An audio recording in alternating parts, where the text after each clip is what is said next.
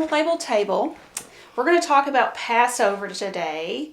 And so I want to put out a disclaimer that we did watch a video. Christy watched a couple videos, but we watched What You Never Knew About Passover. And so he explains a lot. We're not Bible scholars, so we are just sharing things that he taught us in that video and that make sense to us from watching that video. And so one thing that we've learned is like the Roman church changed a lot of things. And so therein lies like the first little bit of confusion that starts. And so because you always wonder, like, where did Easter come from? Yeah. And I never questioned it really until... You had the Passover, like, we know that word, we know the resurrection, we know the crucifixion. Where did Easter fall into that? Yep. Where did Easter bunnies fall into that? Yeah, I love how he says they took out the lamb and added a bunny, basically. And so that, I've been here for a couple years, like, struggling with saying Happy Easter, just because I had heard rumor of, you know, the origins of Easter and the Easter bunny and the Easter eggs and stuff, but conflicted because, you know, I grew up coloring Easter eggs and Easter bunnies and Easter egg hunts. Yeah, all that, and it didn't do anything to me. You know, I'm still Jesus loving, and most churches do it, and so no pastors seem to have a problem with Easter, and so until just here, when you start studying the Bible and you start learning your Jewish roots, because we are adopted into this family, even though we're Gentiles. We come from, when we go to the New Jerusalem, when we go to the New Kingdom, it's going to be called the New Jerusalem. And on the gates of the New Jerusalem will be the 12 apostles' names and the 12 tribes' names. And Jesus is the offspring of King David.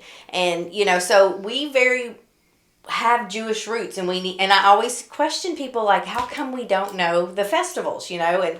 And we are not saying at all going back to the law where you have to do this and you have to do that. We know that Jesus did not come to abolish the law. He came to fulfill it. And so there's freedom in these things. And we're not judging people if you say Happy Easter or if you celebrate Easter. It really is what you're convicted of. Yeah. And so I've been convicted. That's just it. And that's kind of led me down a rabbit hole. A bunny rabbit hole. There's her dad joke. Yeah. And so you don't have any dad jokes? I didn't.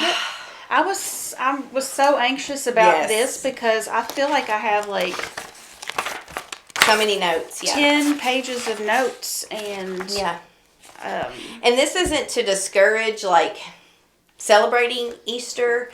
For me, I did several TikToks on this, and, you know, I won't be saying Happy Easter. I will be saying Happy Resurrection Day.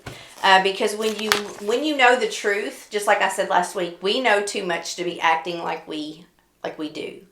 And so once you know, that's something that you need to go to the Holy Spirit, you know, along with, and be like, okay, so this is the knowledge I know. Research it for yourself. It's all there for you.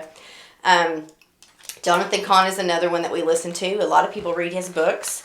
I listen to several Jewish rabbis who have converted to Christianity, and they, you know, grew up not believing in Jesus and celebrating the Passover and things like that. And it's really good to see what somebody in Israel does versus where we live. And so anyway, you want to start? There's a lot of information, so we're just gonna kind of put what we've learned and go from there. Well, the feasts are very interesting, and so there's the Passover feast, the Feast of Unleavened Bread. There's Yom Kippur, and the first fruits. Yeah. I don't have that one written. First fruits is when Jesus rose from the grave. That was on Sunday. Yep, I see it now. So, Yom Kippur, better known as first fruits, becoming the first fruits of all creation. Passover is when Christ died. Then he was put in the grave during the Feast of Unleavened Bread. And when you unleaven bread, that is getting the yeast out of the bread. And that references getting the sin out of us. And so Christ did that for us. There's four, right? 3 spring feast, 4th spring feast. And so one thing about that is all the feasts are about the first and second coming of Christ. So the spring feasts are about his first coming, and then the fall and they've all been feasts fulfilled. Are about his second coming. And so we're waiting for those fall feasts. That's why Jesus will come and do everything in the fall. That's what we need to understand is like those spring feasts have been fulfilled. So he's not going to use those spring feasts anymore. So we know that the season that Jesus is coming back, whether it be, the second coming, whatever happens, however he fulfills those fall feasts, they're going to be in the fall. Yeah. So that's just kind of the timeline. That's the things we need to know. So the Feast of Unleavened Bread was Christ was getting leaven out of his church. Christ raises from the dead on Yom Kippur, which is better known, like I just said, as the first fruits, becoming the first fruits of all creation. And then you have 50 days later, the Holy Spirit comes down and encompasses and surrounds and empowers his people, and that's the Pentecost. And then the spring feasts, like we just said, are all about the first coming. So there's Passover, unleavened bread, first fruits, and Pentecost. Okay. And then there's 3 fall feasts, right? They're Rosh Hashanah, the one that I love. Rosh Hashanah, whatever. We'll say Feast of Trumpets. Fall feast are about the second coming. This is it begins with Yom Teruah, or the Feast of Trumpets, better known as Rosh Hashanah. I thought I had all those written down, but maybe I don't. I have so many notes. It's hard to kind of... crazy. So let's talk about Easter and Passover. And, so as Jesus is fulfilling those spring feasts during the week of Passover, somehow we've converted to Easter. And so I started researching it and everything and listening to sermons. And basically, the whole thing that the early church wanted to get away from was the Jews missed Jesus. They missed him. They do not believe in Jesus. They are waiting on their Messiah to still come.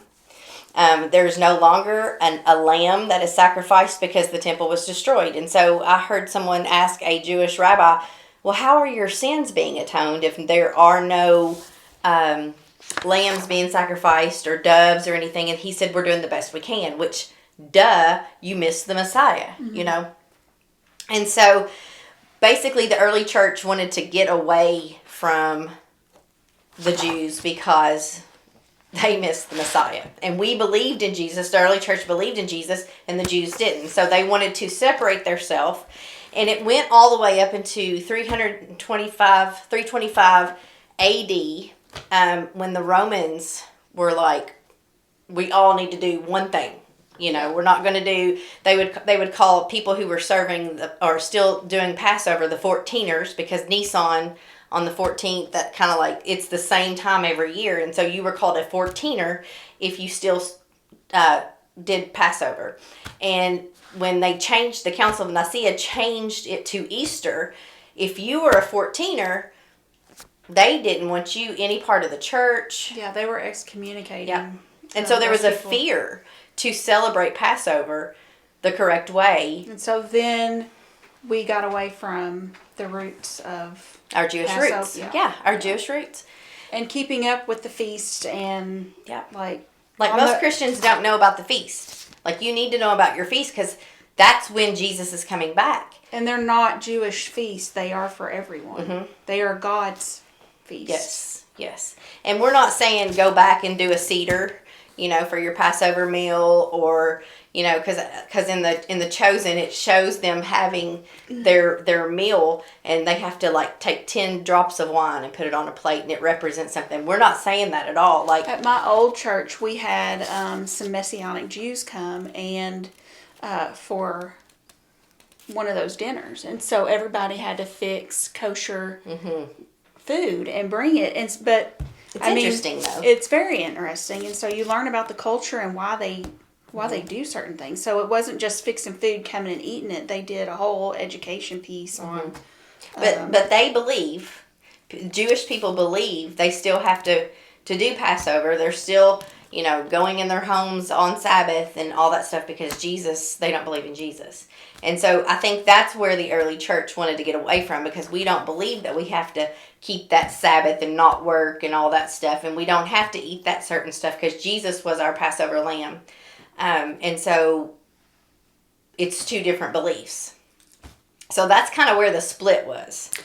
He did mention that there were no Jews when this was given. It was all Israelites. And Israelites... Yep, in Exodus, when it was first given, when the feasts were first given, Jews didn't come. The Jews were not there. The term Jew wasn't given until they go into captivity in Babylon in 586 BC under Nehemiah. Yep. So there was no Jews. When the feasts were given, there were no Jews. And then in 1 Corinthians 5:8, Paul taught the Gentiles to keep the feast, the Passover feast. Yep. And I think they still do like the bone of a lamb and things like that, but there's no sacrificing going on because they don't have a temple. So so a lot of people are like, well, who cares? We're doing Easter, we do communion, and then when you start researching what Easter stands for, what the word Easter stands for, that's where the problem comes in. If you just do a quick Google search, it's going to give you an answer that's going to satisfy you as a Christian. I know.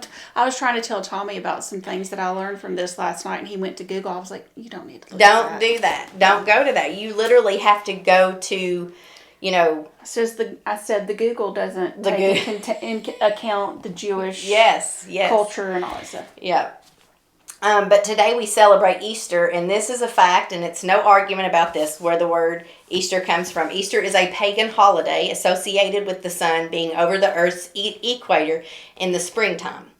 The early church began to Romanize the Christian faith, tradition, Jewish celebrations, and things that were connected to them were given away, and everything kind of went pagan because of the Roman culture. There is no connection to Easter or mentioned in the Old Testament or New Testament.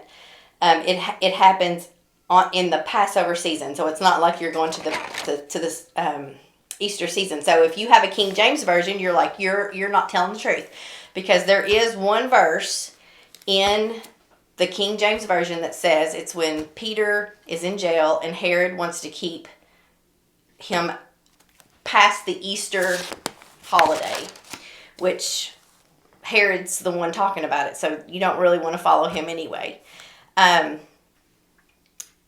But so there's really no connection either in the New Testament where you see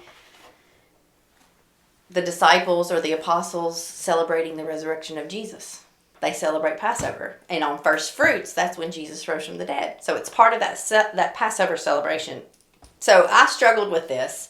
Like, what am I going to say? Because I don't, and we'll get back into like what Easter is, and but I've decided for me that I'm not going to say Happy Easter because for me, I feel like I've been convicted of it too, because one of the things that Jonathan said back here is how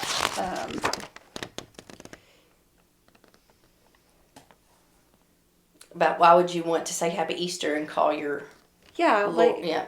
after a goddess? Why would we want to refer to our Savior's resurrection by a pagan name, referring to a pagan goddess? Yeah. So it's an Old English word, and it is linked to the spring equinox. It means dawn and direction of springtime. It's also the name of a goddess, Star, or they just call her Easter. A monk in the 6th century documented that she's the goddess of springtime, fertility, rebirth, agriculture, and she's linked to the spring equinox. Yeah, and then he was teaching that the bunny was the first documented case was from Germany. Eggs are a symbol of rebirth in pagan cultures. Dying eggs goes back to Egypt and the fertility and fertility rites. And then the empty tomb, how do we get from the empty tomb to Easter Reese's eggs, which was kind of funny, but not.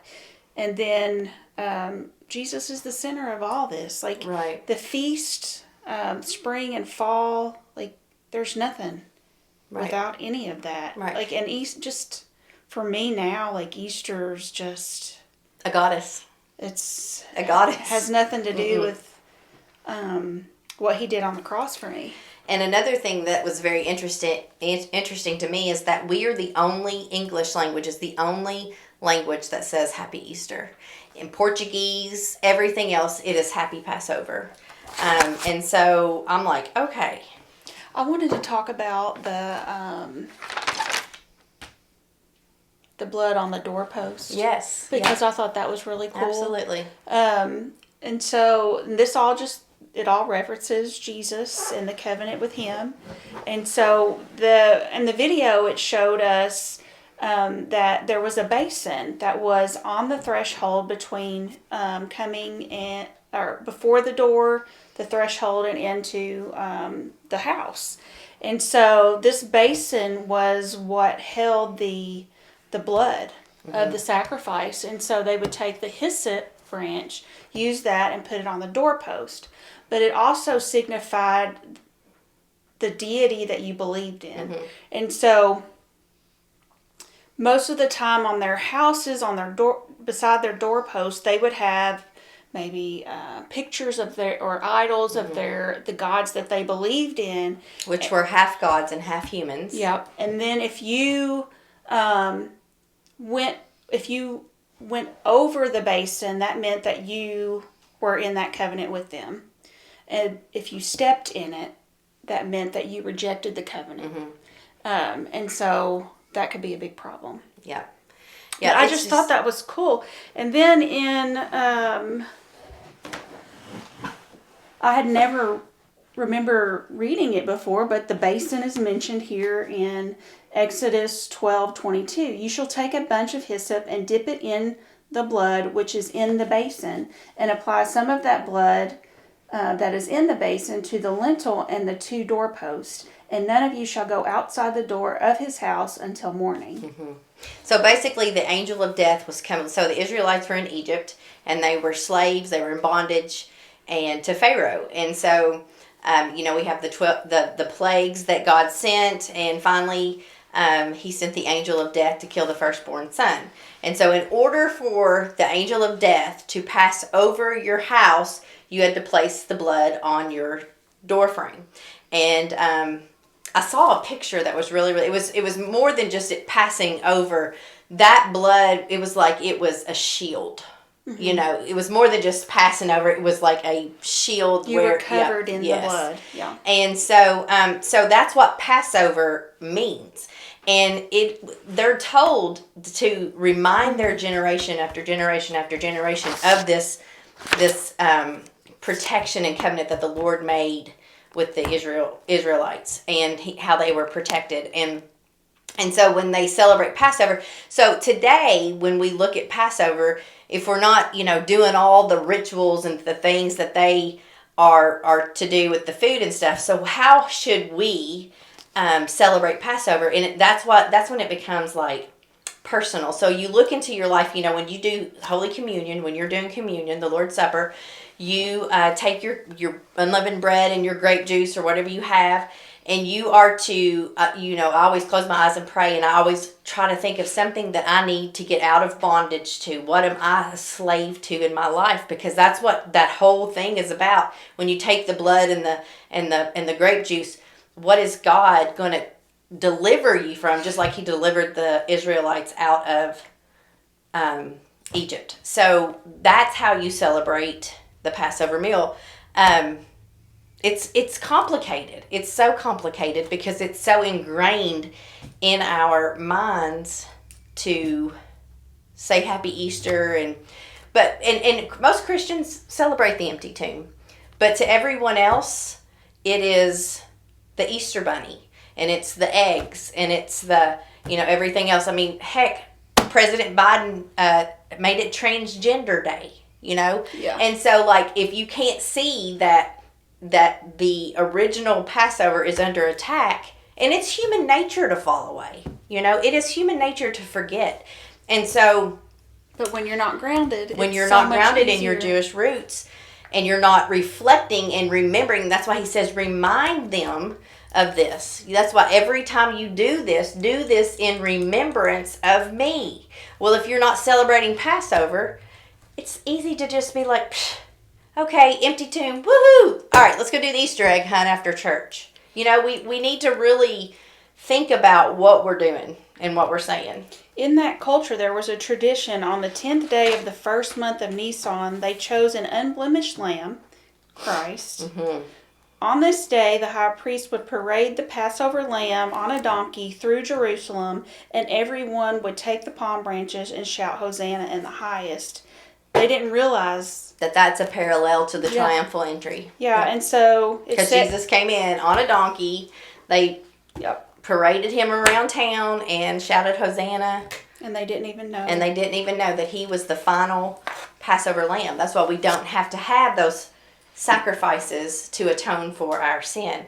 And that's why I can't understand why the Jews don't see that they missed it, because they're not able to do it. The other thing that he mentioned is for 4 days they inspected the lamb. So for 4 days and 4 days later, they just so happened to arrest Jesus and took him to Caiaphas. And so they examined him and falsely accused him. Okay.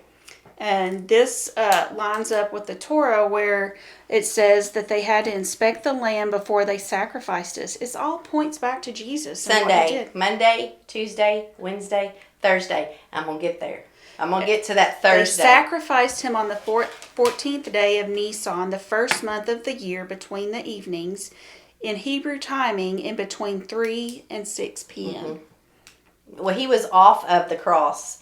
Because here's the thing. After Yom Kippur, there's a High Holy Day. So when people look at this and they think Sabbath, which is a Sabbath, an extra Sabbath that only falls in Passover, everybody automatically thinks that Saturday was a High Holy, was the Sabbath that they're talking about. And that's not what they're talking about.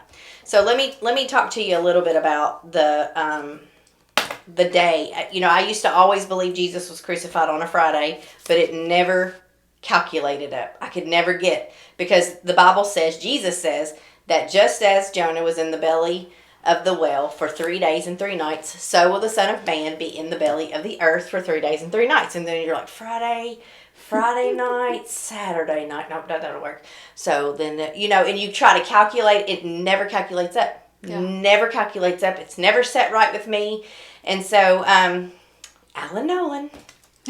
So, he's a genius. He's a genius. And he is from a long line of geniuses. But this is in the sermon that he has is Jesus and the Fig Tree by Alan Nolan. He also has a book called The Coming Prince by Sir Robert Anderson. So if you're one of those people who like calculations and equations and you want to see this for yourself, get this book, because he said this is the man who dissected it all, because you've got our calendar, which has 365 days. We can't go by it.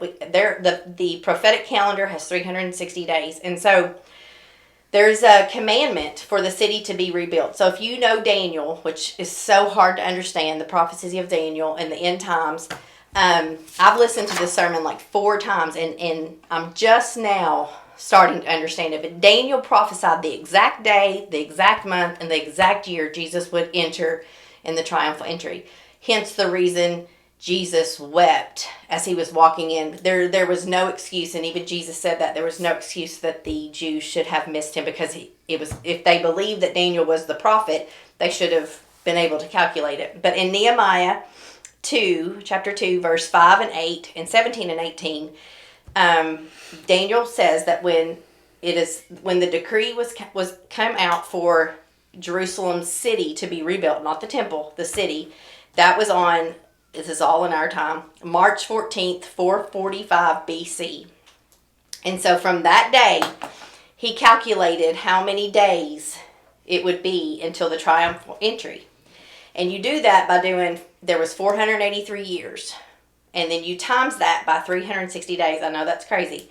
you get 173,880 days. So from the time that they commanded the Jerusalem city to be rebuilt, which was March 14th, 445 BC, 173,000 days, 880, 173, 880 days. That's when the triumphal entry was. So that would have been April 6th, 32 AD. That was a Sunday. Any other, and so like a lot of people say, well, Jesus was born or was crucified in 33 AD. Well, that wasn't a Sunday. You'd have to add days to this figure right here.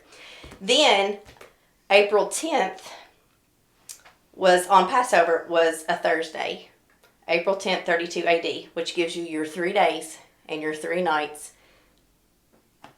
It all worked out perfectly. You can't do it, like if you go to 31 AD, those days, it'll be a Tuesday. It'll be a Wednesday. If you do 33 AD, it'll be a Friday, and you don't get your days. And so they have documented it and figured all the leap years and the prophetic, because you can't do it on a 365-day calendar, which most people do. But Daniel prophesied this exact formula or equation, and they missed it. And so, does it matter if he was crucified on a Thursday or a Friday? And some people say a Wednesday, or in 33 AD, 32 AD. Well, if you want your days. And then we celebrate Christmas on December 25th, but then that's not really... Yeah. So I don't understand it. I don't understand why we've rolled over to a Roman Catholic calendar. And that all took place in 32 AD. 300, hundreds of years after Jesus was crucified. Now, does it change the empty tomb? Absolutely not. It doesn't. This is just for my knowledge. But it's just crazy how there's confusion and how they don't want us to understand. Because if you don't understand the feast, then you're not looking for your Savior. Especially when they're fall feast. You're just walking around not understanding your Jewish roots. And then where we're going to the New Jerusalem, it's all Jewish. So, is there anything else? You don't have to agree, but like if you're interested in, learning about it, go to Jesus and the fig tree prophecy. If you don't understand the prophecy of Daniel, which is very, very hard to understand, then you won't get anything. You won't get the rapture right. You won't get the tribulation right. You won't get nothing right. And so, but Jesus wept because they should have known when he was coming in. And that's in Luke 19, 41. And when he drew near and he saw the city, he wept over it, saying, would that you, even you, had known on this day the things that might make peace. So he's saying this day, you should have known about this day. And it was all in Daniel's prophecy. But I don't know why they missed it. But they do the same thing, you're right, with Easter and with Christmas. And, they've taken out the birth of Jesus and put in Santa Claus and gifts. It's crazy. Jewish people celebrate Passover with no lamb. For 2,000 years, there's not been a lamb. There's not been a temple. The Day of Atonement with no atonement for that day. There's no atonement for their sins. So, but thankfully, the tomb is empty. And that's one thing about it. Like, there's no argument over Jesus actually being a man. Of Jesus of Nazareth, of Galilee. That's a proven fact by non-biblical text. In history, people who didn't believe in Jesus have documented, yes, there was a man named Jesus. He was from Nazareth. He was from Galilee. He had a great following. He claimed to be the Messiah. They crucified him. All of that, even to the empty tomb that was found by women.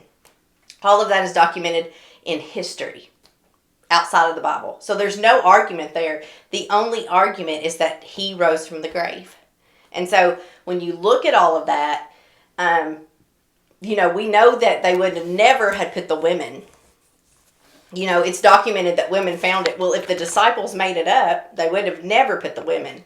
And then they said, he's somehow survived the crucifixion, which we know that didn't happen. I mean, it's just, you have to come to a realization that there was an empty tomb. So thank God there was an empty tomb. I want to go back to the threshold. Okay, go back to the threshold. It is so awesome. So cool. So when you crossed the threshold, you were entering into a covenant. And so that's where the bridegroom carrying his wife over the threshold comes from. Yes, I thought that was so neat. I thought that was cool. And then your African American marriages where they jump over the broom, that was another. Yeah. And then Passover is about the firstborn, which is a prophetic picture of how Jesus had to take care of Adam, who was the firstborn son of God who sinned. Mm-hmm. And so he was divine blood, which is what Adam's name means. And so a divine firstborn had to pay the penalty for a divine firstborn. Mm-hmm. There's no other way in any other blood would be tainted with sin and inferior. There was no other way. So any other blood that would be tainted with sin and inferior wouldn't have been able to. So inferior can't pay for something superior. It had to be DNA for DNA. And then this is where the concept of the kinsman redeemer comes in. And so you've heard probably of stories where, a wife, a couple, the husband dies. Yeah. And then the next of kin has to come in and care for the widow and redeem any land. Redeem the land. And be willing to do it. Yeah, there were 4 rules of redemption for the kinsman redeemer. He must be near of kin. He must be able to redeem and free of any of the calamity or need of redemption himself. And he must be willing to do the redemption.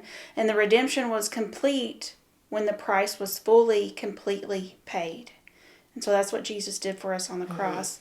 Boaz, he gave an example of Boaz wanted Ruth, but there was someone closer to her, so he had to go to that person, and that person wasn't willing, and so then Boaz was able to step in and be her kinsman redeemer. Mm-hmm. So there's so many parallels of the Passover, like the whole thing where every story runs back to Jesus. It does. Like the national lamb had to be sacrificed between a certain time, and that is when Jesus had started being crucified on the cross at 12.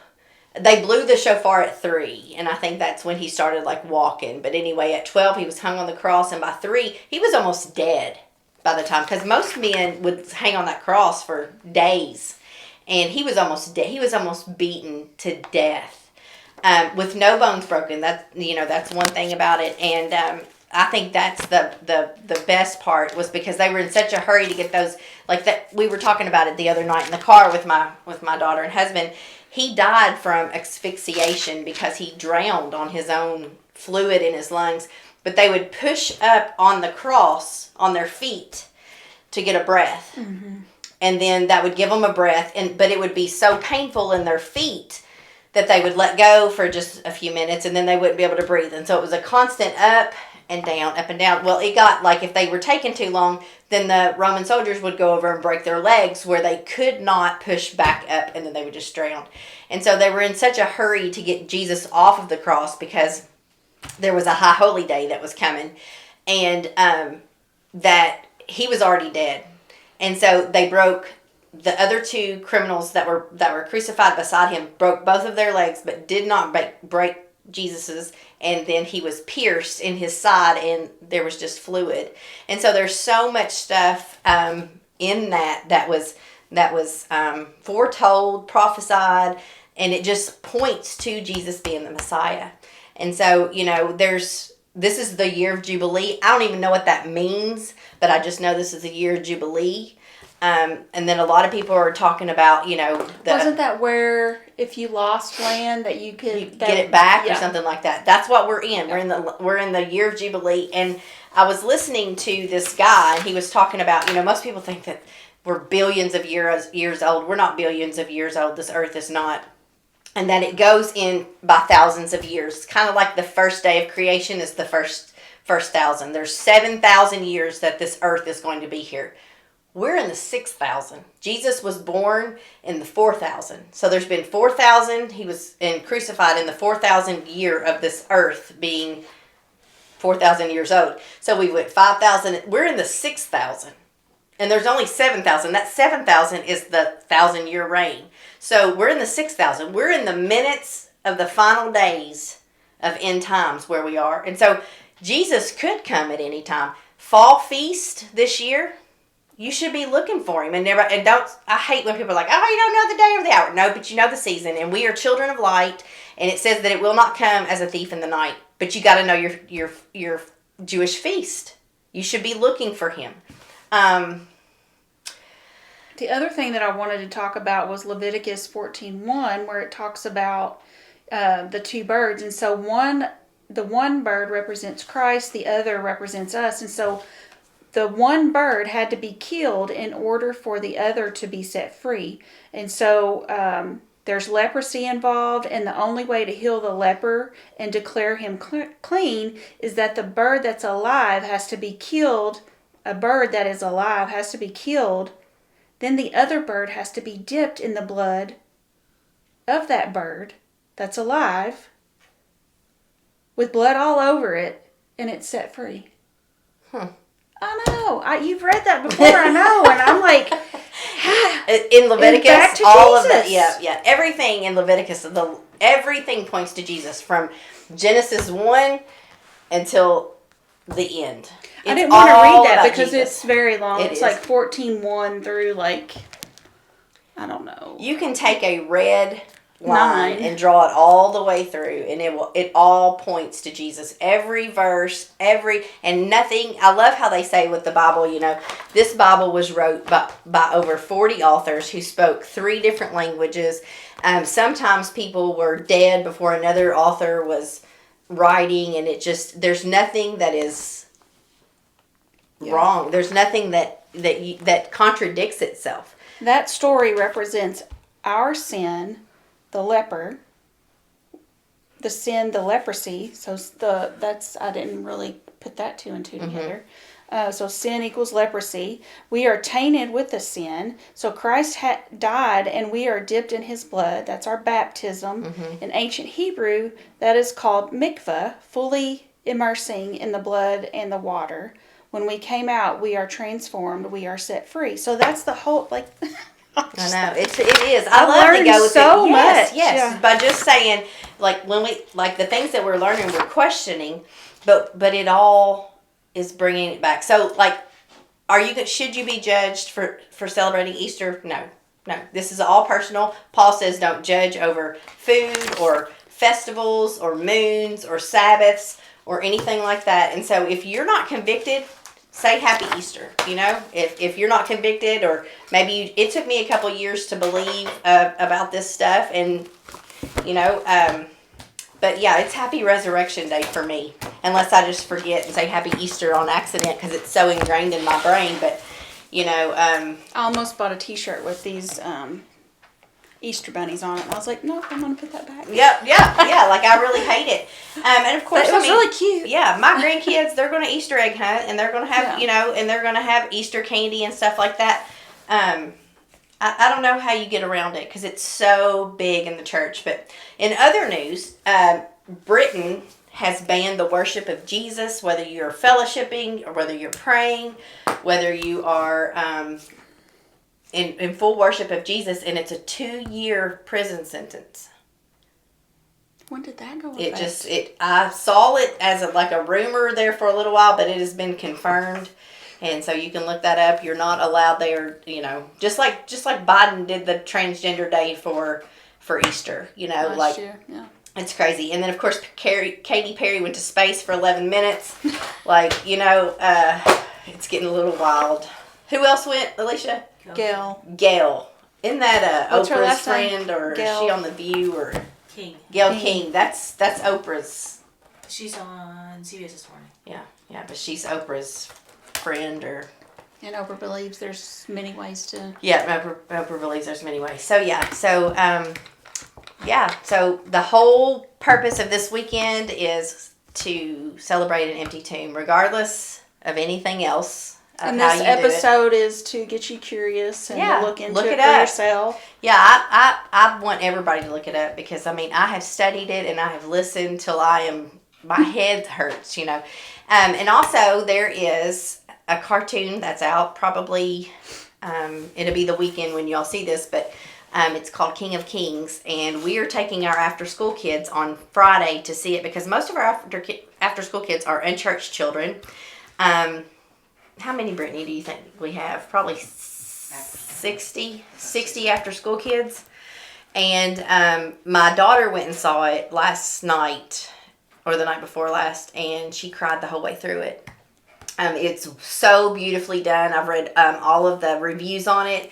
It is so well done and put together. So maybe that's something that you guys can do on Friday night. Take your kids or your grandkids to see the King of Kings. It's a cartoon, but it's definitely worth it. Celebrate that way. Also, the Passover and the Chosen Part 3 is out. I don't know if it will be this weekend. I think Thursday's the last day. Maybe not where you're at, but just something along the lines that is around Jesus. And like I said, most church folks celebrate that empty tomb, but it's the lost we're worried about. And if we're not doing it and taking steps to do it correctly, then we are really tainting. We're just getting further, following that path of getting further away. That's right. So anyway, I'm going to say this every week. I know y'all get tired of hearing it, but I hope I don't see you next week. But if so, we'll be here.